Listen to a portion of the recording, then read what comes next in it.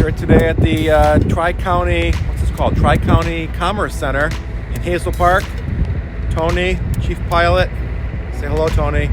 Hello. So distracted over there.